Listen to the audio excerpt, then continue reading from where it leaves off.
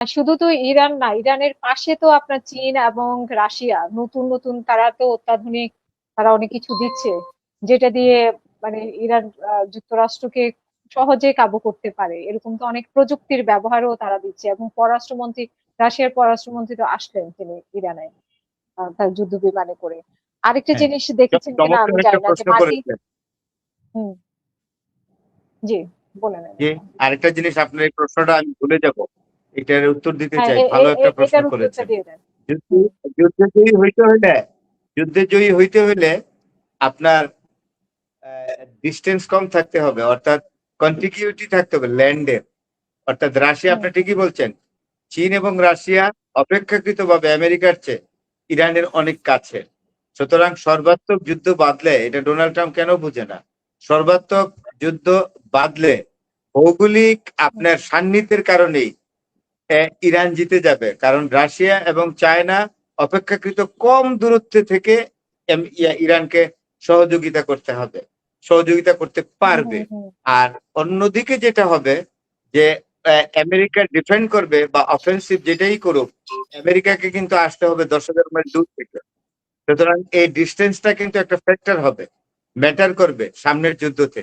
সুতরাং ডোনাল্ড ট্রাম্পের কোনোভাবেই কিন্তু মানে ম্যাসিভ ওয়ারে, ব্যাপক যুদ্ধে টিকে থাকা বা জয়ী হওয়ার কোনো সম্ভাবনাই নাই। কারণ চায়না এবং হুম। রাশিয়া কিন্তু আঙ্গুল চুষবে না। কারণ চায়না এবং রাশিয়ার এই যুদ্ধে অস্তিত্বের প্রশ্ন। কিসের অস্তিত্বের প্রশ্ন? বিশ্ব বলয়ে, বিশ্বে জিওপলিটিক্যালি প্রভাব বিস্তারের একটা বিরাট প্রশ্ন এসে যায় এই দুটো পরাশক্তি, চীন এবং রাশিয়া।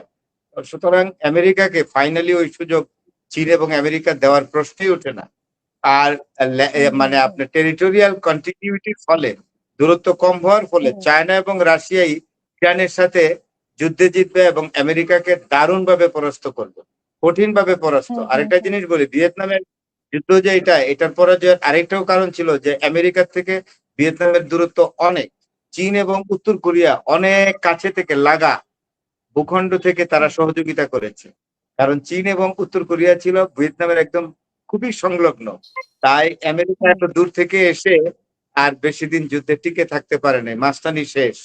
এবং কানা, হুম। হুম। ল্যাংরা, লুলা, হাত পা হারাইয়া, চোখ হারাইয়া, পা হারাইয়া হুম। এগুলো আমেরিকায় ফেরত যেতে হয়েছে সদ্যগুলো। কারণ বিরাট হুম। কমিশন তৈরি হয়েছে।